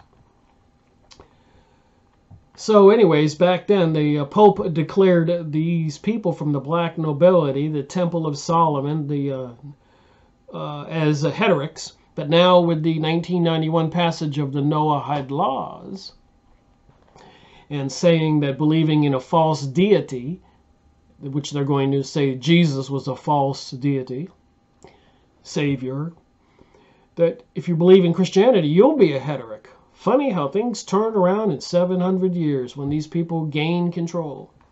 Back then, the Pope called them heretics, and apparently today they're going to call us heretics. From the Knights Templars sprung a modern Masonry, and in 1717, the United Grand Lodge of England was founded. It became the Lodge of the British Royalty. Its present Grand Master is Edward, Duke of Kent, cousin of Queen Elizabeth II, Knight Grand Cross of the Order of St. George. And if you go look at Queen Elizabeth or the sons and grandsons and the parades and the ceremonies, you'll see the symbols, the little black cross on their uniforms. Edward takes the position of Counselor of State whenever Elizabeth is out of the country. He received this position in the same year as he was appointed head of the United Grand Lodge of England, thus publicly establishing the link between Masonry and the royal family. So what I did earlier is I went on Yahoo image site and I put in Black Nobility of Venice. And you just heard that the royalty, the Queen, the Freemasons, and all these banksters and Zionists are all derivatives of the Black Nobility of Venice. They were responsible for all this destruction in the past 1,000, 1,500 years. Apparently, they're the people in control today, if you want to understand why everything is happening. But anyways, I went on Yahoo image site, and I took a look at some pictures and made two videos. I'll show you the first one, then I'll come back and speak for a second, and I'll show you the second one. So who are the Black Nobility of Venice? I went on Yahoo image site and found some interesting pictures. I guess some of them that even are animated. How does this picture make you feel?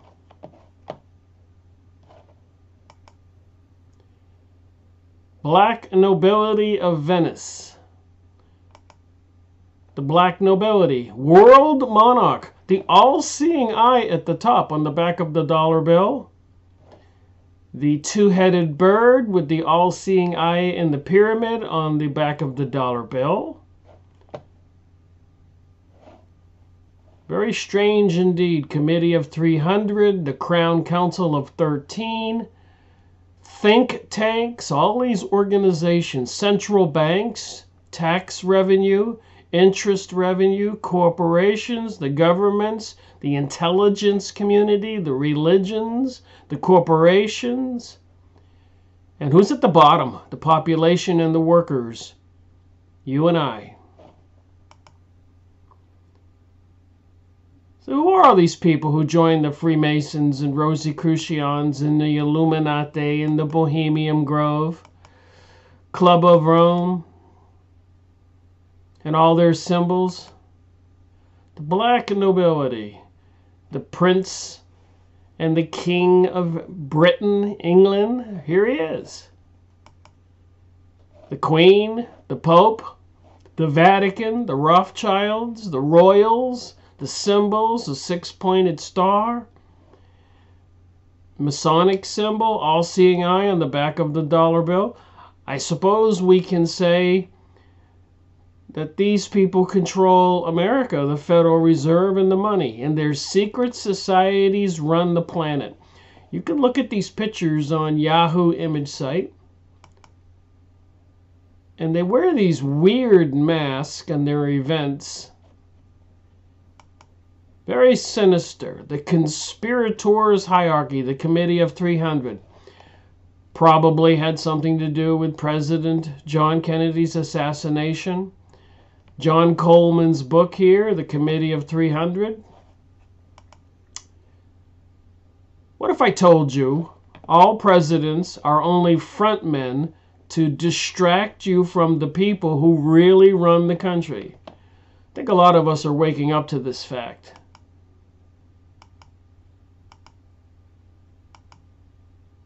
Freemasons, a skull and bone.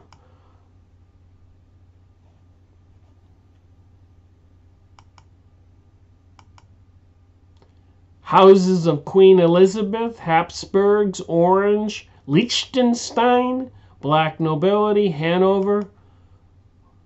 There they are with the mask again.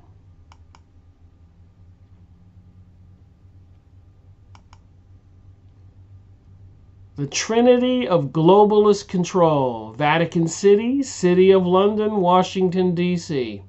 The Vatican controls the world religions, or that's planned for the global world order. London will control the finance. Washington, D.C., obviously the military.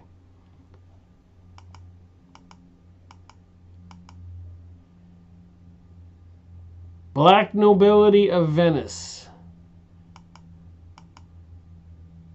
What do you think? All these books on these secret societies. Many people are trying to warn us. They existed throughout history.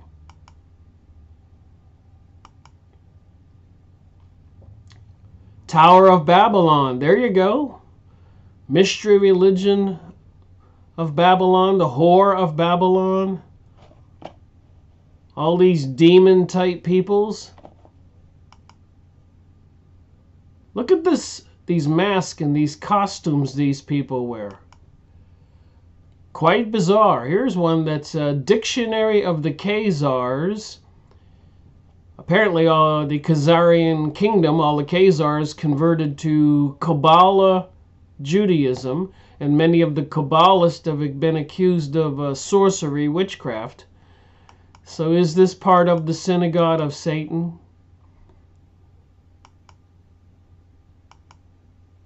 You think?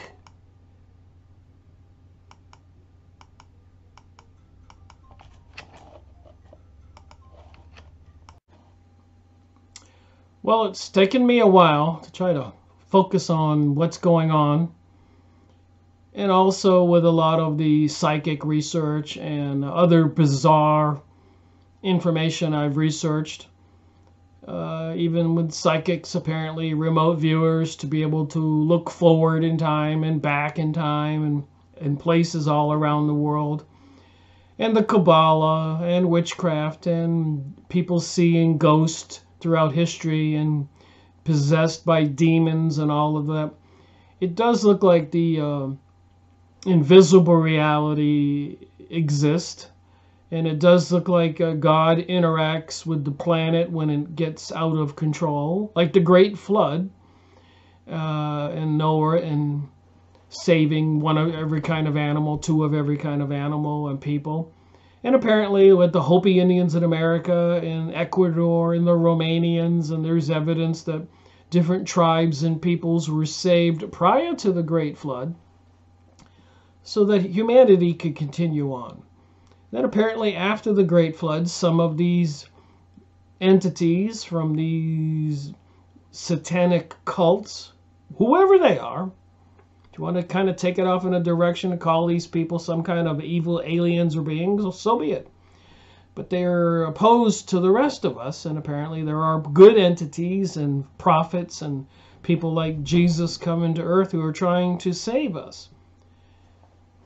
And to make it a little bit more complex and perplexing, you know, we are spiritual beings. So this whole holographic matrix may have a reason, is that we are to wake up and people are to stand up to these evil tyrants and psychopaths and perverts and who are doing everything imaginable to destroy humanity.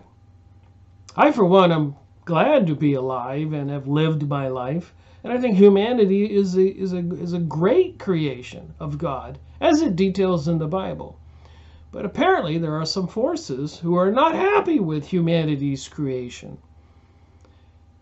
and continue to try to deceive and tempt us. It's like it says in the Lord's Prayer, lead me not into temptation and deliver me from evil. So these forces are on this planet. I think any thinking person could probably say, yes, that's the case. You know, we know that 9/11 was a conspiracy, not a theory, a plan. It was a planned event. World War I, World War II were a planned event. The Balfour Declaration. President Donald Trump's on a coin that says the Balfour Declaration. A lot of people acknowledge President John Kennedy was assassinated. A conspiracy. They're dumping chemicals in our sky. They won't explain why. A conspiracy. They're planning a global world order. They're using social conditioning and deception to sway the minds of we the people. A conspiracy. So I made another short clip on the pictures at Yahoo image site on the black nobility of Venice, and just see the characters that are involved. All these characters that are talked about in this book back in 1991. All right, thought I'd make another clip about the black nobility of Venice. Apparently, the forerunner of the Knights Templar and other organizations hundreds of years ago, 1,000 years ago. And apparently the forces that brought us the Freemasons, the Illuminati, Rosicrucians, probably the Bohemian Grove, Club of Rome, and all these other secret societies all around the world, apparently planning for a bad day. Makes you wonder who these people are.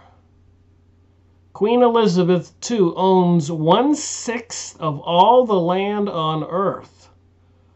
Oh my. Got these pictures on Yahoo image site, and you can go click them, and it takes you to a website with all the information about the black nobility and these societies that want to plot to rebuild King Solomon's temple, as it says here, and supported Theodore Herschel, the guy who wrote the book about creating the state of Israel.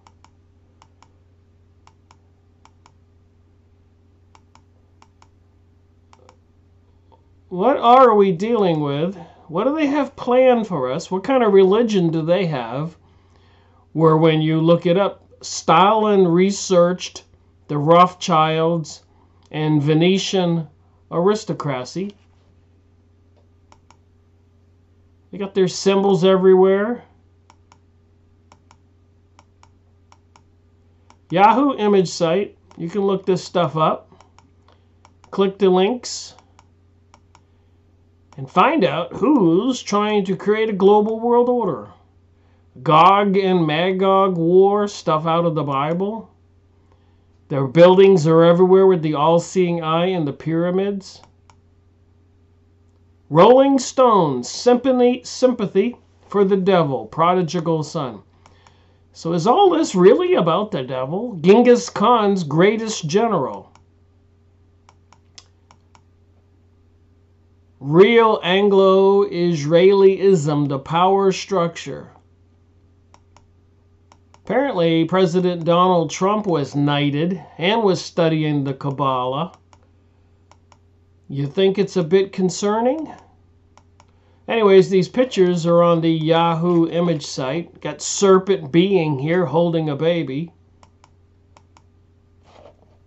They use these symbols with the four-crossed thing here and this sword. Black nobility. British royal family and their business interest, Federal Reserve, Trilateral Commission, British Invisibles, Pilgrim Society, the 1001 Club, Club of Rome, all these things I keep saying, Bank of England. So again, Yahoo image site, put in whatever you want to look up, get educated as to who these people are who operate behind the scenes and apparently control our leaders, presidents, and everybody else, and are the creators and controllers of the Freemasons.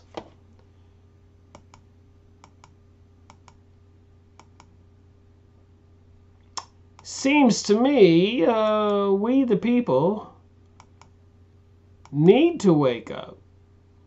They have plans. It's obvious that the psychedelics are demonized and illegalized by our society because somewhere in our society are controlling minds that realize that these substances have potential, have the power to unpick the controlling hierarchy. Graham Hancock. All these leaders, Tony Blair, George Bush Sr., George Bush Jr., Bill Clinton, President Donald Trump, Obama, all puppets, deceiving we the people. Plenty of material out there to go verify all of this. Here you got a little chart. Lucifer, the light of limitless nothingness. The top is the eye, the same thing as on the back of the dollar bill. And you can see those rays coming out of the eye, the same thing on the back of the dollar bill. And the pyramid around the eye, the same thing on the dollar bill. You get it? Got it? The Illuminati, it says here, the 9 unknown men, the 7. The Masonic hierarchy. People want to believe there's nothing to worry about the Masonic hierarchy. Even this Pope is a Jesuit, part of these secret societies. You can see the rays and the symbols. Who are these people? All the wars and death they have brought us. Who are these people? They're obviously not working for us. Operating out of Venice. 1,000 years, 1,500 years, 2,000 years? Again, I ask, who are these people? Well, I don't want to really go past my average of 2 hours, but I will read this and try to close this video. The United Grand Lodge of England, the Mother Lodge, established the Scottish and York rites of Freemasonry. The former so named after Robert Bruce, the son of a Venetian merchant banking family, who went to Scotland following a family quarrel and once established there usurped the throne. It is important to note the connection between Venice, the Scottish rite of Freemasonry, and Jerusalem, according to the Phoenix Journal. If you don't know your enemy, you cannot hope to ever set your path. The Scottish and York rites are taken directly from the Templars whose leader, Guy de Maloy, was executed for his satanic, I didn't say this, beliefs and anti-Christian heresies, which included Rosicrucianism and Gnosticism. So 120 books by the Phoenix Journals. This is what these people are teaching back in 1990, 1989, 1991, and apparently they're well-educated people, along with the fact I've got going on, closing in on 700 videos on YouTube, 254 authors, and some of these authors have more books. So that's over 300 books, almost 1,000 hours So I can say that I've done a little work to be able to formulate what I believe. And it took me a long time.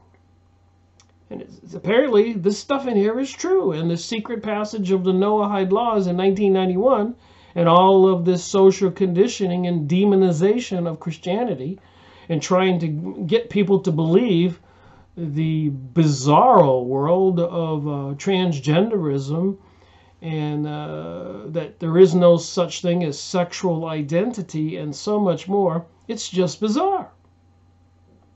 But that's what it is. They're messing with our intelligence. They understand the human psyche, this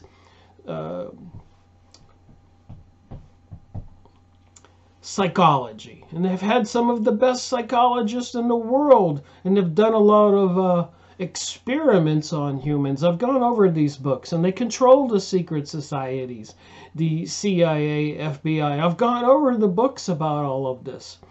And people thrown into mental institutions and thrown out of windows who knew too much, like James Forrester. Presidents executed like President John Kennedy, Abraham Lincoln, and so many more. So Guy Malloy and these Templars, which later became the Freemasons, Rosicrucians, which are part of the Illuminati, the banksters, the Zionists, the same people that apparently President Donald Trump belongs to, George Bush Jr., his pictures with the skull and bones is well known, as well as a lot of these other characters. So he was executed for his satanic beliefs and anti-Christian heresies, which included Rosicrucianism and Gnosticism. So I've been reading all these books and saying all these things, and it's not me, it's famous people who risked their lives. Some of them lost their lives, like William Cooper and so many more. And this author here in this book, 1991, says, go look it up. See, I underlined it in red. Go look it up. And if you find out this stuff is true, my question to you is, what are you going to do? What are you going to do when you leave this planet? And you're questioned. Did you see all of this stuff? Did you say anything? Did you even care? That would be the spiritual world. God, whatever you want to say. St. Peter at the pearly gates, I don't care. If they ask you, didn't you think you had a responsibility to do something? Didn't you see they were dumping stuff in the sky? Didn't you think that those microwave transmitters would be biologically unhealthy for humans and bugs and bees and all of that? And pesticides and herbicides integrated into the food supply, genetically modified foods? If those chemicals and DNA sequences will kill plants and bugs and everything else, don't you think they'll kill people? I mean, what? If you're going to exist and be a human being, you might want to think you might want to be something and be someone who has honor and gets the truth out and looks into things. Don't believe what I'm saying. Do your own research. Go get this book by a general. War is a Racket, General Smedley Butler.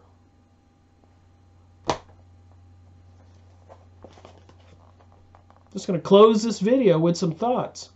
Radicals, why tomorrow belongs to the post-denominational Christians infused with supernatural powers. Awaken to the New World Order. On the back of the book, the Twin Towers. We know why they did it. We saw what happened. Jung, psychologist.